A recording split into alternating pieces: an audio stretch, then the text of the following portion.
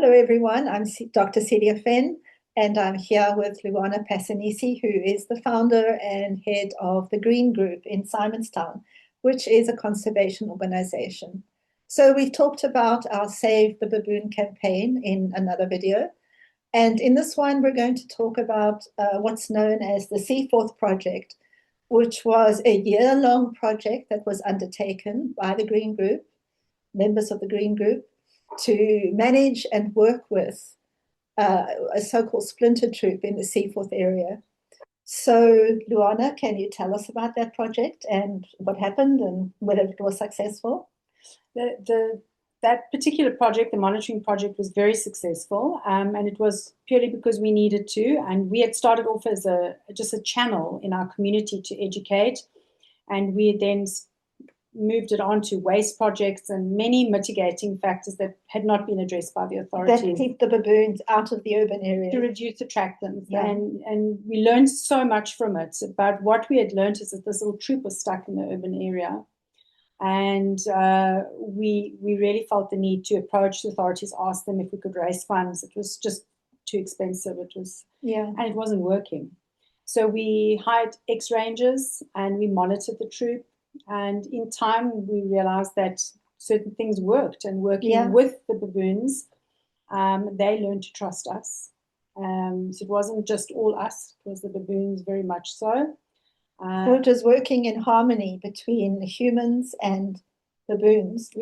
And also, as you mentioned, that it was non-violent. There were no paintball guns. It was simply the interaction between the monitors and the baboons themselves. I would even go as far as saying it was an understanding, and that really understanding their corridors, their patterns.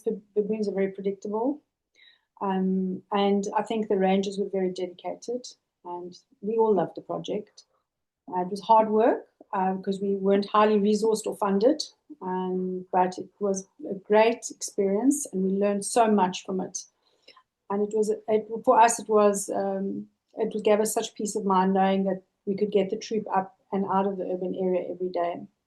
And so it was, in effect, a body of research that went into this year-long program, where you discovered what these baboons needed in terms of their range and their food, and what you could give to them in terms of helping to keep them out of the urban areas most of the time, and then up on the mountain. Because I know from my experience that a lot of the people who are anti the baboons don't want them in the urban areas. Neither do we, though. Yes, and I was going to say, the reason why they are in the urban areas was also related to the big fire we had, which destroyed their range. So they were coming into the urban area to get food. The verges are verdant, and straight after the fires, it takes a while. There's initial forage, but it doesn't last long. And then they're reliant on those verdant verges and water. Yeah, and what had happened with the Simonstown fire for Seaforth and for Waterfall was it had wiped out about 80% of their food sources. Very much so. And what we had noticed, which was great for us to see as well, is the amount of area they have to traverse to get a decent day of forage. Yeah. Which the men, with not having aversion and just pushing them out of the paintball, had to walk with them up into the mountain. And that in itself was research, finding out about this symbiosis and how hard they work, how hard baboons work to eat every day. That's a lot of work that's involved. But also what happened now when it was passed over, because the project ended when we were, I'll say, forced to pass the project over to the new management, who are using paintball guns, which is bringing violence back into the equation. And that is just... And mistrust. Yeah, just damage the troop. They are taking refuge now in the urban areas. And almost instantly. Yeah. It was almost within a week that happened. And I think also the fact that the rangers that they had trusted were now shooting at them. It was terrible. Yeah, it was terrible. And you could see it almost immediately. The females that had just given birth lost their hair. Yeah. And it was only at the inception of takeover. And they are stuck back to where we were prior to the project, 15 months ahead of when we gave it up. that the baboons are back in that Seaforth area, not moving out. And you know what I find personally so sad is that the authorities, when they were making these big changes, and during the project, they took absolutely no recognizance of the work you were doing and the research you were doing, and even considering that you could take on this troop and continue managing it. It was just no interest, just going back to the old ways of doing things, pain aversion and aversion techniques, and just ignoring all the newer techniques and the research that you had done with the Green Group.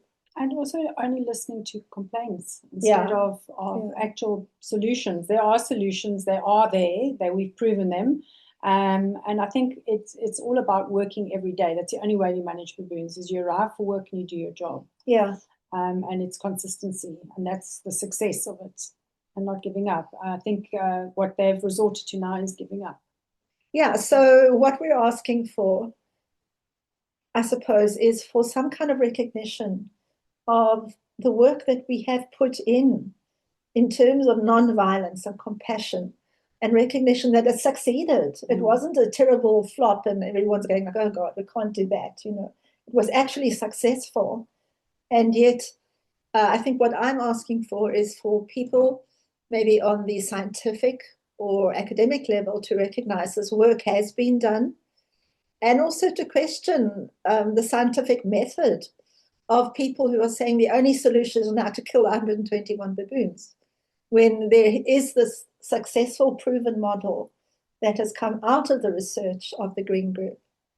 Do you want to add anything else? I think that there's so much validity in the science of observing both waterfowl and Seaforth, and I don't understand why, you know, instead of doing more research, they just want to remove them. Yeah.